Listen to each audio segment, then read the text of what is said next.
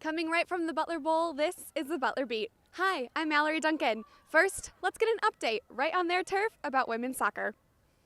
The women's soccer team is away this week as they face off teams on the East Coast. The Lady Bulldogs took on St. John's on Sunday and lost 2-1. They play Providence this Sunday, hoping to end their 2-game losing streak. The Bulldogs have won 7 games and lost 7 this season. They hope to tip the scale toward wins with the next couple of games. The women's team has only 5 games left until the start of the Big East tournament. They come home to the Butler Bowl on October 16th to take on DePaul. Staying within Butler athletics, let's move over to Hinkle Fieldhouse. The men's basketball team started practice last Saturday, but with a new head coach.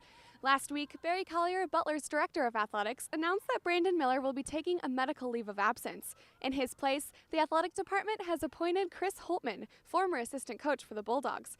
The men's basketball team starts off their season with an exhibition game on November 1st. The Bulldogs will take on the University of Chicago in the newly renovated Hinkle Fieldhouse. Moving outside the Butler Bowl and into Indianapolis, Brent Erdy reports about the legalization of gay marriage and how students react to it.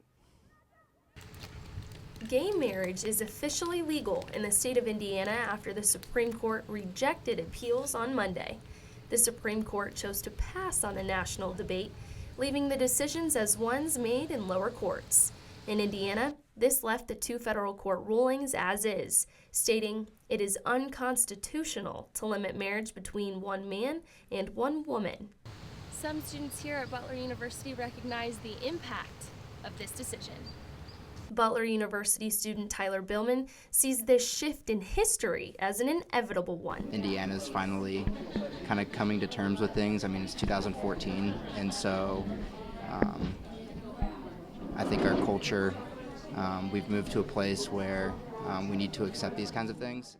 Another student, Jess Giaquinto, supports the same-sex marriage decision.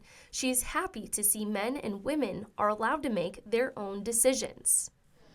Honestly, I think it's great because I think it's a right that everyone, no matter who you want to marry, everyone should be allowed to be married to another person, whether it be a man, woman.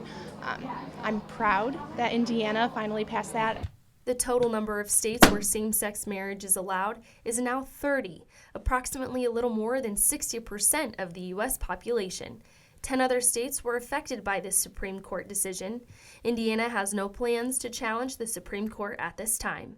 For the Butler Beat, I'm Bryn Erdy.